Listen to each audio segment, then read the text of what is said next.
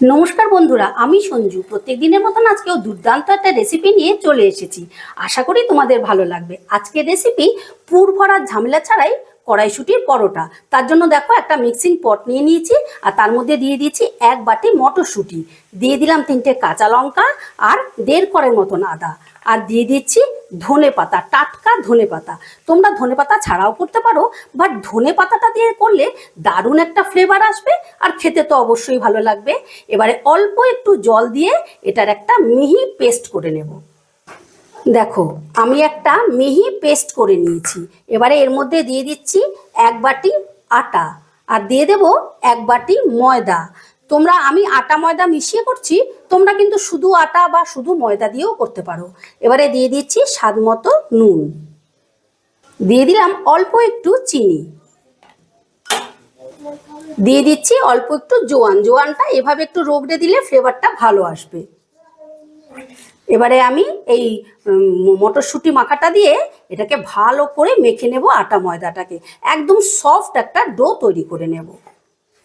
মাখতে মাখতে তোমাদের যদি মনে হয় একটু টাইট, সেই ক্ষেত্রে তোমরা একটু জল ছেটা দিয়ে নেবে। দেখো, আমি একটা সফট ডো তৈরি করে নিয়েছি, তবে আমার 4 চামচের 2 থেকে 3 চামচের মতন একটু জল লেগেছিল। আচ্ছা, ওপর থেকে এবারে দিয়ে দিচ্ছি 1 চামচ সাদা তেল। এই তেলটা দিয়ে একটু জড়িয়ে রেখে দেবো, তাহলে আর উপরের সারফেসটা ড্রাই হয়ে যাবে না। এবার এটাকে মোটামুটি 15 মিনিটের মতন আমি রেস্টে রেখে দিচ্ছি। আচ্ছা, এইদিকে আমি কর্নফ্লাওয়ারের একটা স্লারি বানিয়ে নেব। তার জন্য আমি 4 চামচ কর্নফ্লাওয়ার নিয়ে নিচ্ছি। আমি কর্নফ্লাওয়ার দিয়ে করছি, তোমরা কিন্তু ময়দা দিয়েও করতে পারো। এবারে দিয়ে দিচ্ছি 4 চামচ তেল, সাদা তেল। প্রথমে আমি 4 চামচ দিলাম, যদি প্রয়োজন হয় তাহলে আরেক চামচ দেব। এবার এটাকে বেশ ভালো করে মিশিয়ে একদম ক্রিমের মতো করে নিতে হবে। দেখো, ড্রাই হয়ে গেছে। এবারে আমি আরেকটু তেল দিয়ে দিচ্ছি, প্রায় 2 চামচের মতন আরও দিয়ে দিলাম। এবার এটাকে বেশ ভালো করে মিশিয়ে একদম ক্রিমের মতো তৈরি করে নিতে হবে। দেখো, এইরকম একটা ক্রিমের মতন তৈরি করে নিলাম। এইদিকে দেখো, 15 মিনিট বাদে ডোটাকে আমি কিচেন স্ল্যাবের মধ্যে বার করে নিচ্ছি। বার করে নিয়ে এই ডোটাকে আমি আবারও মিনিট 2-এর মতন বেশ ভালো করে ঠেসে নেব। আসলে ডোটা যত ভালো ঠাসা হবে বা মাখা হবে, এটা কিন্তু খেতে ততটাই সফট হবে। ঠিক এইভাবে বেশ ভালো করে এটাকে আবারও ডলে নিতে হবে বা মেখে নিতে হবে। বেশ ভালো করে ডোটা আমি ঠেসে নিয়েছি। এবারে লেচি কেটে নেব। লেচিগুলো রুটি পরোটা আমরা যেরকম করি তার থেকে একটু বড় বড় করব। এই দেখো, এরকম বড় বড় করে আমি সবটা লেচি কেটে নেব। দেখো, সমস্ত লেচিগুলোকে আমি গোল গোল করে পাকিয়ে নিয়েছি। এবার একটা লেচি নিয়ে নিচ্ছি বেলার জন্য। এবার এর মধ্যে দিয়ে দিচ্ছি ময়দার গুঁড়ো।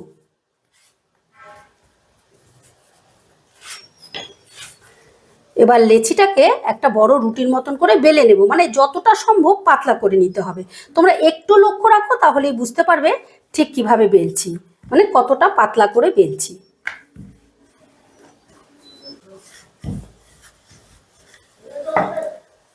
দেখো, এইরকম পাতলা করে আমি বেলে নিয়েছি। এবারে এর উপরে আমি কর্নফ্লাওয়ারের স্লারিটা দিয়ে দেবো। ভালো করে মাখিয়ে দিতে হবে, যাতে রুটিটা চারিদিকে বেশ সুন্দর মতো লেগে যায়।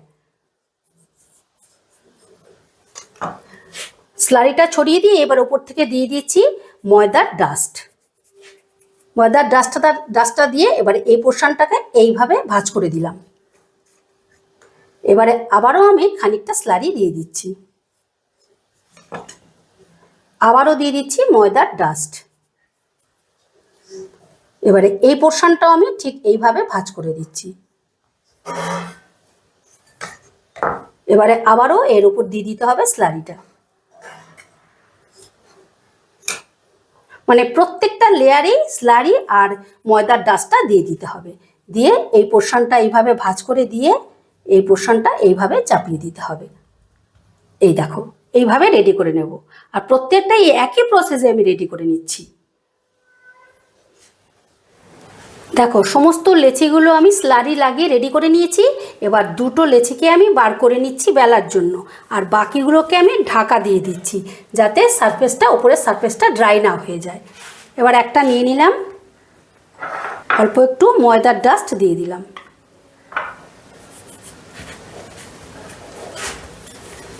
এবার এটাকেও কিন্তু বেশ পাতলা করে বেলে নিতে হবে।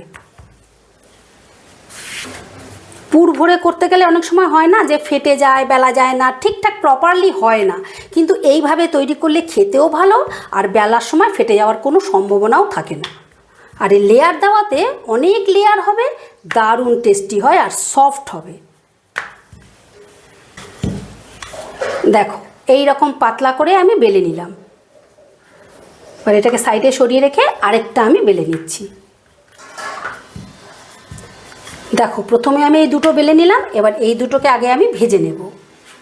এবারে পরোটাগুলো ভাজার জন্য আমি একটা প্যান বসিয়ে দিয়েছি, আর প্যানে দিয়ে দিচ্ছি পরোটাটা। প্রথমে আমি শুকনোভাবে একটু ওলট পালট করে ভেজে নেব। দেখো একটা পিঠ ভাজা হয়ে গেছে, এবার উল্টে দিলাম।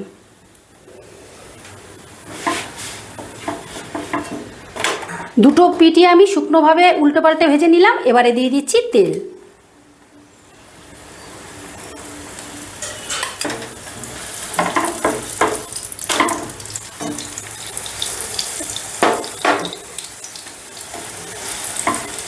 তোমরা দেখো কিরকম ফুলেছে, এইভাবে প্রত্যেকটা ফুলবে আর সুন্দর লেয়ার যুক্ত হবে।